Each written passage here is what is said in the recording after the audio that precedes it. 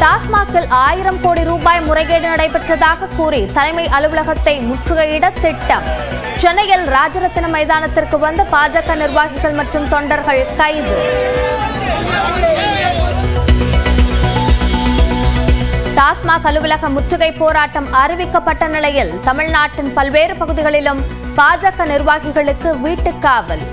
சென்னையில் தடையை மீறி போராட்டம் நடத்துவதற்கு புறப்பட்ட தமிழிசை சவுந்தரராஜன் கைது.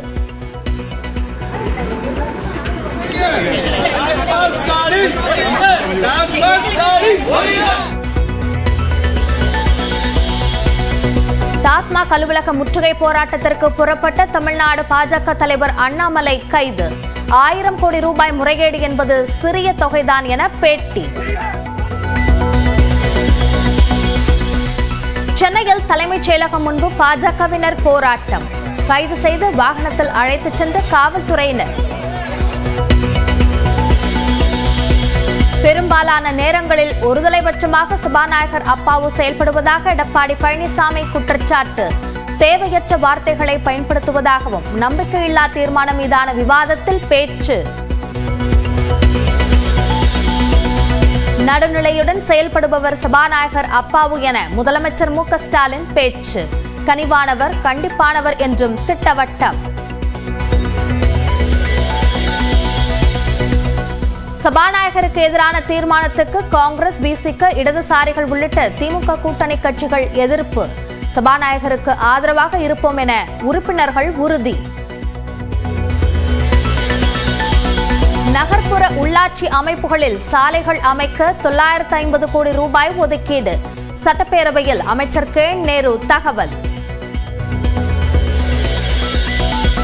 தமிழ்நாடு அரசின் நிதிநிலை அறிக்கையை பாராட்டியதற்கு தேர்தல் கூட்டணி காரணமில்லை.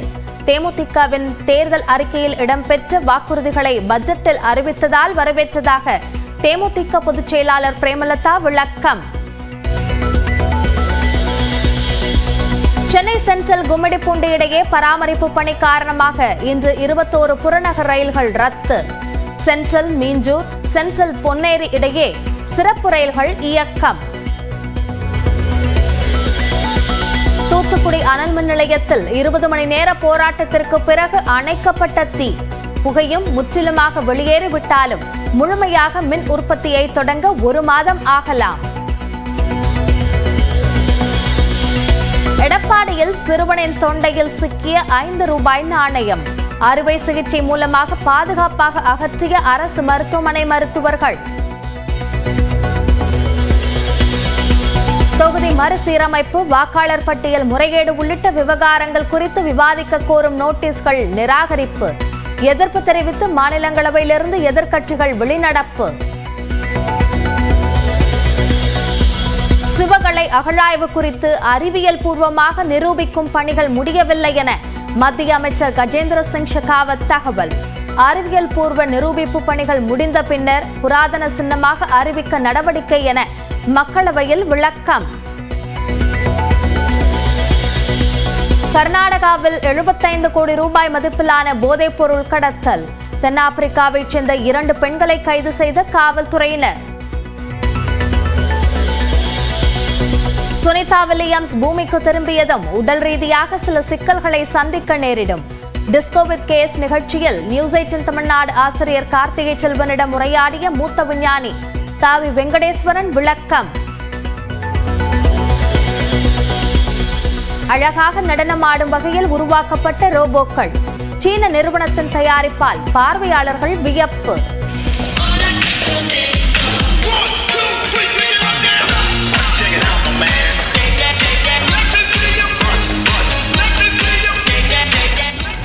நடிகர்கள் கட்சி தொடங்குவதால் விசிக கரையாது என அக்கட்சியின் தலைவர் திருமாவளவன் தெரிவித்துள்ளார்.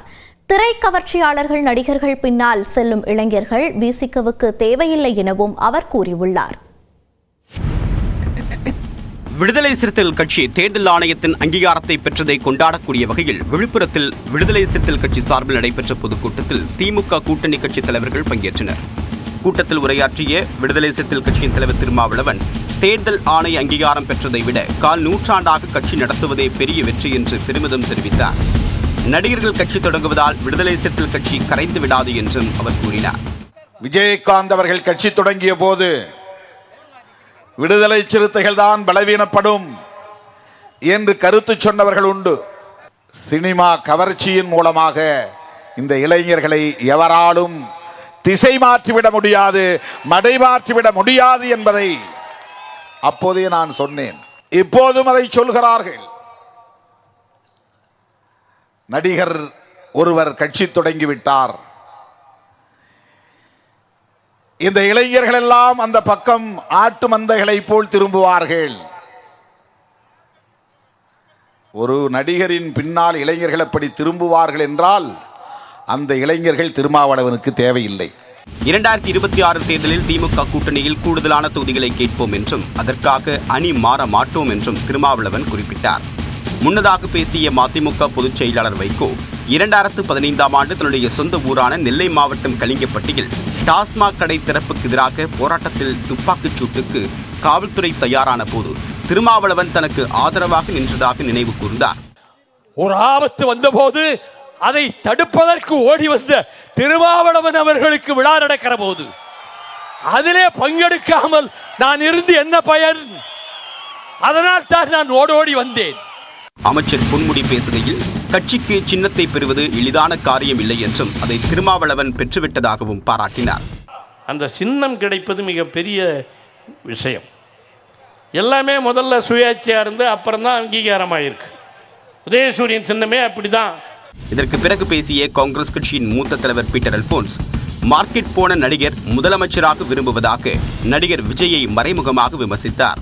மத அரசியலை எதிர்த்து மேலும் வலுவாக களமாட வேண்டிய தேவை எழுந்திருப்பதாக மார்க்சிஸ்ட் கம்யூனிஸ்ட் கட்சியின் மாநில செயலாளர் சண்முகம் கூறினார். வெறுப்பு அரசியலுக்கு எதிராக, மதவெறி அரசியலுக்கு எதிராக மதச்சார்பற்ற சக்திகளுடைய ஒற்றுமை மேலும் மேலும் வலுப்பட வேண்டிய தேவை என்பது இன்றைக்கு நாட்டிலே இருக்கிறது. இந்திய கம்யூனிஸ்ட் கட்சியின் மாநில செயலாளர் முத்தரசன் பேசுகையில் பாசிசம் தான் நிரந்தர எதிரி என்பதை திருமாவளவன் புரிந்து வைத்திருப்பதாக குறிப்பிட்டார். சில மேடைகளில் பேசுகிறார்கள், அரசியலில் நிரந்தர நண்பரும் இல்லை, நிரந்தர எதிரியும் இல்லை என்று சிலர் பேசுகிறார்கள். அந்த கருத்து உடன்பாடான கருத்து அல்ல. நிரந்தர எதிரி உண்டு. அந்த நிரந்தர எதிரி யார் என்று சொன்னால் வகுப்புவாதம் தான் நிரந்தர எதிரி. RSS தான் நிரந்தர எதிரி. பிறகு இதேபோல திருவண்ணாமலையிலும் கூட்டம் நடத்தப்படும் என்றும் திருமாவளவன் அறிவித்தார். இந்திய வம்சாவளியை சேர்ந்த சுனிதா வில்லியம்ஸ் சில நாட்களில் பூமிக்கு திரும்பும் நிலையில் நடந்தவை என்ன, சந்தித்த சிக்கல்கள் என்ன என்று நியூஸ் 18 தொலைக்காட்சி ஆசிரியர் கார்த்திகை செல்வனுக்கு மூத்த விஞ்ஞானி தாவி வெங்கடேஸ்வரன் அளித்த நேர்காணலின் முக்கிய அம்சங்களை இந்த தொகுப்பில் பார்க்கலாம்.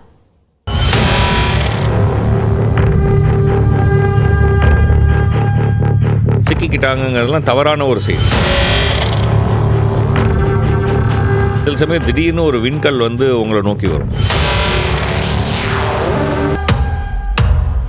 கடந்த ஆண்டு போயிங் நிறுவனத்தின் ஸ்டார்லைனர் விண்கலத்தில் விண்ணில் உள்ள சர்வதேச விண்வெளி மையத்திற்கு ஆய்வுக்காக சுனிதா வில்லியம்ஸ் சென்றார். ஆனால் திட்டமிட்டபடி சில நாட்களுக்குள் அவரால் பூமிக்கு திரும்ப முடியவில்லை. இந்நிலையில் வரும் 19ஆம் தேதி சுனிதா மண்ணுலகம் திரும்ப ஏற்பாடு செய்யப்பட்டுள்ளது. இந்த தாமதத்திற்கு காரணம் என்ன என்று விளக்கினார் தாவி வெங்கடேஸ்வரன். போகும்போதே அந்த ஸ்டார்லைனரில் வந்து பல பிரச்சனைகள் வந்தது. இணைச்ச பிறகு பிரச்சனை கண் முன்னாடி பூதாகரமாக தெரிஞ்சிச்சு. குறிப்பாக அதில் இருக்கக்கூடிய ஹீலியம் வாயு கசிவு வந்து பூதாகரமாக தெரிஞ்சது. பல பரிசோதனைகளுக்கு அப்புறம் இது வந்து திருப்பிக் கொள்வது வந்து ஆபத்தானது, நம்ம பண்ணக்கூடாது அப்படின்னு சொல்லி நாசா முடிவெடுத்தாங்க. இதெல்லாம் நடக்கிறதுக்குள்ளேயே ஒரு மாதத்துக்கு மேலே ஓடி போயிடுச்சு. ஸோ அந்த ஆள் இல்லாமல் அந்த விண்கலம் திரும்பி வந்தது பரிசோதனைக்காக. ஸோ அவங்க வந்து அங்கே தங்கிட்டாங்க. விண்ணில் இருக்கும்போது விண்கலத்தில் இருக்கும் காற்றை அவ்வப்போது வெளியேற்றி மீண்டும் பூமியிலிருந்து ஆக்சிஜனை நிரப்ப வேண்டியிருக்கும் என்றும் உணவும் திரவ உணவுதான் என்றும் கூறிய வெங்கடேஸ்வரன், விண்வெளியில் தங்கியிருந்த போது சுனிதா வில்லியம்ஸ் சற்று உயரமாகிவிட்டதால் உடையில் கூட சிக்கல்களை எதிர்கொள்ள வேண்டியிருந்தது என்றார். அங்கே அந்த மாதிரி ஒரு இழுப்பு இல்லை, இழுவிசை இல்லை. ஸோ அப்போ வந்து அந்த முதுகுத்தண்டு விரிஞ்சு நேராக ஒரு லைன் மாதிரி ஆகிடும். ஸோ அந்த நேராக ஒரு லைன் மாதிரி ஆகிறதுனால நம்ம உயரமே அதிகமாகிடும், சில சென்டிமீட்டர் உயரம் அதிகமாகிடும். ஸோ அப்போ வந்து நம்ம ஏற்கனவே வந்து ஒரு டைட் ஃபிட்டு ட்ரெஸ் போட்டிருந்தோன்னா அந்த உயரமாகும்போது நமக்கு வந்து ஃபுல்லாக ஃபிட் ஆகாது. சுனிதா வில்லியம்ஸின் கடினமான பங்களிப்பை பற்றியும் விஞ்ஞானி தாவி வெங்கடேஸ்வரன் விளக்கினார். அவங்க வந்து ஒரு ஒரு ஏர்ஃபோர்ஸ்லேருந்து வந்திருக்காங்க. ஸோ வந்து பேசிக்காக வந்து அவங்க வந்து ஃப்ளைட் கண்ட்ரோல் அதான் வந்து அவங்களுடைய முக்கியமான ஒரு துறை. அதனால தான் இந்த டீமுக்கும் அவங்க கமாண்டர். யூஸ்வலாக கமாண்டராக இருக்கிறவங்க வந்து அந்த மாதிரி ஒரு பின்னணியிலேருந்து வருவாங்க. ஸோ அந்த விண்வெளி நிலையத்தை வந்து நீங்கள் வந்து கண்ட்ரோல் பண்ணணும்.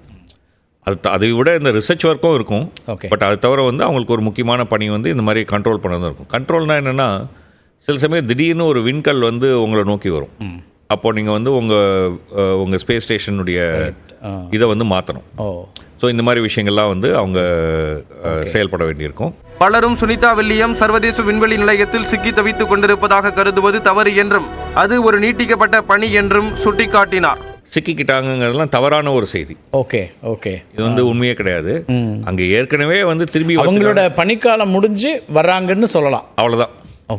இப்போ நீங்களே வந்து ஒரு எமர்ஜென்சி டாக்டர்னு வச்சுப்போமே, நீங்கள் வந்து உங்கள் கார் எடுத்துக்கிட்டு ஹாஸ்பிட்டல் போயிட்டீங்க, அங்கே வேலை பண்ணிட்டு இருக்கீங்க.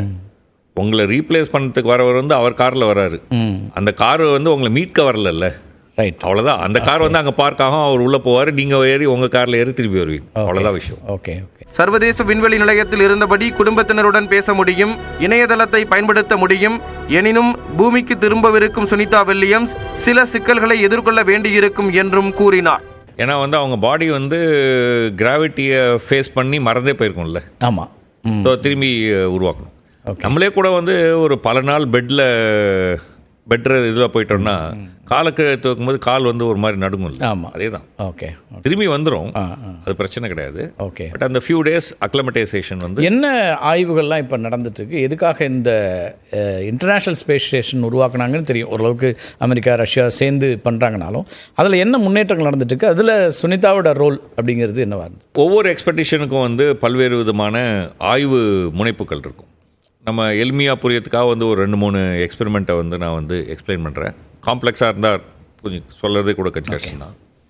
ஒரு ஆய்வு வந்து தாவரங்களினுடைய வளர்ச்சி.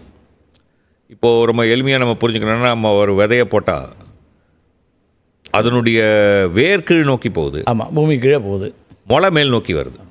எந்த விதையிலையுமே நீங்கள் வந்து முளை கீழ் நோக்கியும் வேர் மேல் நோக்கி வர மாதிரி பார்க்க மாட்டீங்க. ஆமாம். எப்படியோ அந்த விதை வந்து நீங்கள் எப்படி விதையை திருப்பி போட்டாலும் நம்ம போடும்போது வந்து கரெக்டாக கீழ் நோக்கி தான் போகும். வேர் வந்து வேர் பிடிக்கிறது கீழே மண்ணுக்கு கீழே தான் போய் பிடிக்குது. அப்போ அது கீழேன்னு எப்படி தெரியும்? அதுக்கு அந்த டைரக்ஷனை எது ஃபிக்ஸ் பண்ணுதுங்கிறீங்க? எது ஃபிக்ஸ் பண்ணுது? பணிக்குழுவின் தலைவரான சுனிதா ரஷ்ய விண்வெளி வீரரிடம் பொறுப்பை ஒப்படைத்தார். மற்ற ஒப்படைப்பு பணிகள் முடிந்து வரும் 19ஆம் தேதி மாலை பூமி திரும்புகிறார் சுனிதா வில்லியம்ஸ்.